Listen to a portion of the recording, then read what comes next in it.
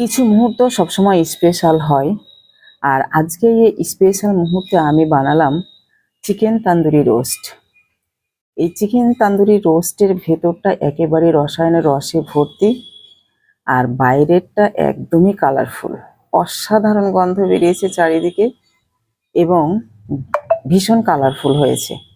তো hello everyone, আসসালামু আলাইকুম। আশা করছি সবাই ভালো আছেন, আমিও ভালো আছি। তো আমরা চলে যাই এখন রান্নায়। এই রান্নাটি করার জন্য প্রথমে আমি একটি কড়াই নিয়ে নিয়েছি এবং কড়াইতে আমি মশলাগুলো সাজিয়ে নিচ্ছি। নিলাম গুঁড়া মরিচ, ধনিয়া গুঁড়া, গরম মশলার গুঁড়া, সাদা গোলমরিচ, কাঁচা মরিচ, স্বাদ মতো লবণ, আদা পেস্ট, রসুন পেস্ট, তান্দুরি মশলা, আর দিয়ে দিলাম দই এবং লেবুর রস। হলুদটা আমি এখানে দেইনি, হলুদটা পরে দিব। তারপরে এটা একদম মিশিয়ে নিলাম। মিশিয়ে নেওয়ার পরে আমি আগে থেকে ধুয়ে কেটে রাখা মাংসটা দিয়ে একদম গ্রেভি করে নিলাম। এত সুন্দরভাবে ম্যারিনেটটা করে নিতে হবে, মশলাটা একদম এর সাথে মিশে একাকার হয়ে যাবে। এই মাখানোর ভিতরেই কিন্তু ঘ্রাণটা বের হয়ে যাবে। আমি এটা 15 থেকে 20 মিনিটের মতো রেখে দিলাম। এখন আমি কড়াইতে দিয়ে দিলাম তেল এবং তেলের মধ্যে আমি দিয়ে দিলাম আমার আগে থেকে কেটে রাখা পেঁয়াজগুলো আমি বেরেস্তা করে নেব।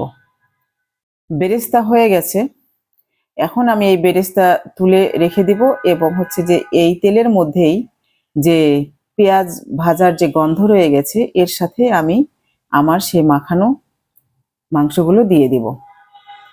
মাংসগুলো দিয়ে হালকা আঁচে ভাজতে হবে। আমি কিন্তু আগে হলুদটা দিইনি, এই মুহূর্তে আমি হলুদটা দিয়ে দিলাম। এখন যে মাংসগুলো ভেজে নিতে হবে যাতে করে মাংসটা একদম কড়া কড়া না হয়ে যায় এবং ভেতরে রস থাকে। এভাবে করে ভেজে নিয়ে আমি পরিমাণ মতো পানি দিয়ে দিলাম। পানি দিয়ে এইটাকে একদম সেদ্ধ করে নিলাম। একদম নেড়ে নেড়ে এটা একদম মাখা মাখা হয়ে যাবে। এটা বাইরে থেকে বেশ ভাজা ভাজা টাইপের, কিন্তু ভেতরে একদম সমস্ত মশলা ঢুকে রসে একদম টপ টপ করবে। এখন আমার মাংসটা রান্না হয়ে গেছে। আমি দিয়ে দিলাম আমার আগে থেকে ভেজে রাখা সেই বেরেস্তাগুলো আমি হাতে মিক্সড করে দিয়েছি। এখন এটা হালকা নেড়ে চেড়ে আমি এটাকে সার্ভ করব। আমার রান্না প্রায় হয়ে গেছে। তো দেখতেই পাচ্ছেন অনেক বেশি কালারফুল হয়েছে এবং এত বেশি গন্ধ ছড়িয়েছে যে বলার ভাষা নেই।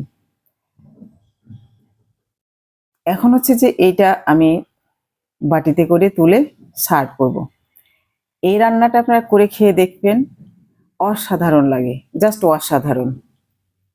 এইটা নান, রুটি, তান্দুর, পোলাও, ভাত দিয়ে খেতে পারবেন। আমি কিন্তু আজকে এটা ভাত দিয়েই খাবো।